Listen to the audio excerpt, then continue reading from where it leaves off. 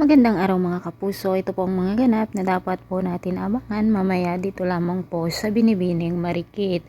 Naikwento nga ng matandang kaibigan ni Gani ang nakita niyang ginawa ni Rica at Angela dito kay Gani at agad naman na pinuntahan ni Ikit si Rica at Angela upang paaminin kung silang at sabihin na totoo ang hinala ni Ikit na sila nga ang dahilan kung bakit namatay ang kanyang tatay, ngunit todo deny ang mag-ina mga kapuso. May naisip naman ang kaibigan ni Ikit na gagawin para sa ganun nga ay makakuha sila ng ebidensya laban dito sa mag-ina dahil nga hindi tinatanggap ng mga pulis ang statement nila kung wala itong ebidensya.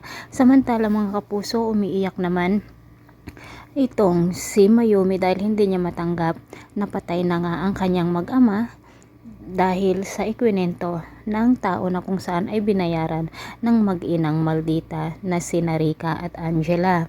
Samantala mga kapuso, nang yakapin ni Ikit si Mayumi ay mayroon siyang kakaibang naramdaman mga kapuso na parang ang gaan-gaan daw ng loob niya dito at agad nga po niya na kinausap itong si Mateo at sabihin na parang gusto niyang kilatisin ang pagkatao ni Ikit, na parang gusto niyang kilalanin kung sino talaga ang ama nito mga kapuso. Buti na lang nandoon ang kanyang mga step saan na nagpapagaan sa kanyang loob. Sana makita ni Drew ang picture at sabihin niya na kilala nga niya ang tatay ni Ikit na itong si Gani mga kapuso. Sana pag magkakilala na ang mag-ina ay hindi na tayo paikot-ikutin ng teleseryeng ito.